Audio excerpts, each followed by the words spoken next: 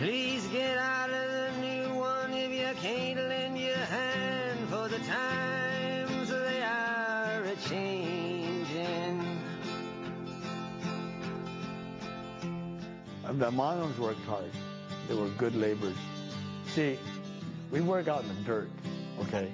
We work outside. This is a field work. They work in the wintertime when it's really cold, and they work in the summertime when it's really hot. Table grapes are the most labor-intensive product in the valley. It isn't like growing oranges or apples or pears or apricots. You just water them, you spray them, then you pick them. No, grapes, you don't do that. You manicure them. It's a labor-intensive type of job.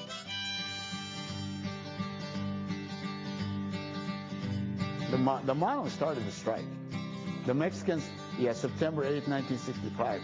The Mexicans came on board a few months later or something. Now, it wasn't the first strike. They did strikes earlier, but it never amounted to much. But this strike, they meant to do it. I knew some of the leaders, Philip Cruz, Pete Velasco and Larry Young, and they struck in Arvin. They shut down 3 labor camps. Then after that, it just escalated, and it came to Delano. They started walking out, and that's how the strike got going. And then they were trying to use the Mexicans to break it, but Larry Young, remember, Philip said, Caesar, to stop it, because if you use your people to break our strike, you're going to have the same old wages. You won't get the rights.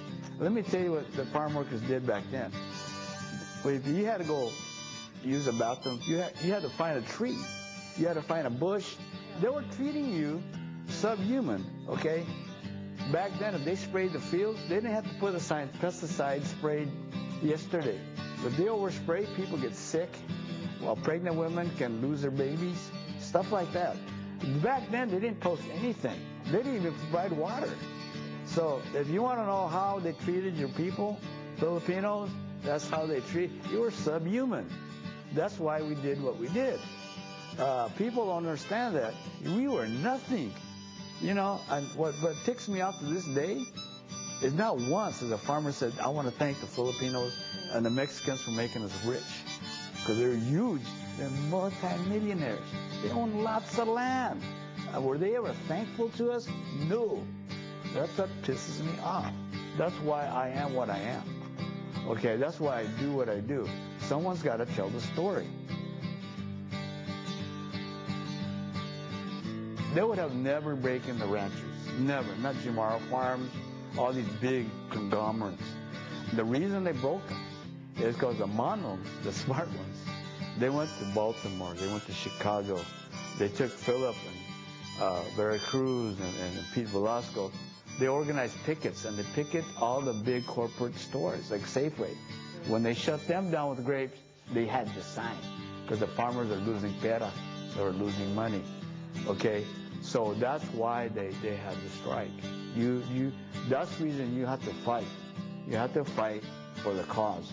If you don't fight for it, you're doomed. At that time, it was kind of heated. Robert Kennedy came down here. He came to the Filipino Hall.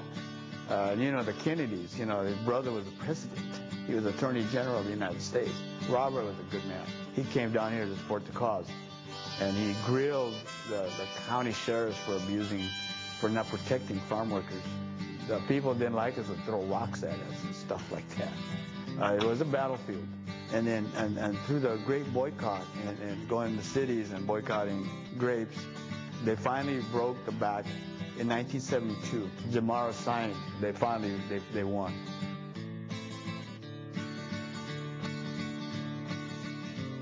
The Manongs, at the same time, they were building all this. This building was designed by George Duña, Pinoy architect, Cal Poly, San Francisco, and there's a lot of volunteer help by whites, Mexicans, you name it, young people, students. They all pitched in on this. And this is piecemeal. All these adobe walls and all, they all brought in, one at a time. It didn't happen overnight, and it was a significant time, a good moment. As the present now will later be past, the order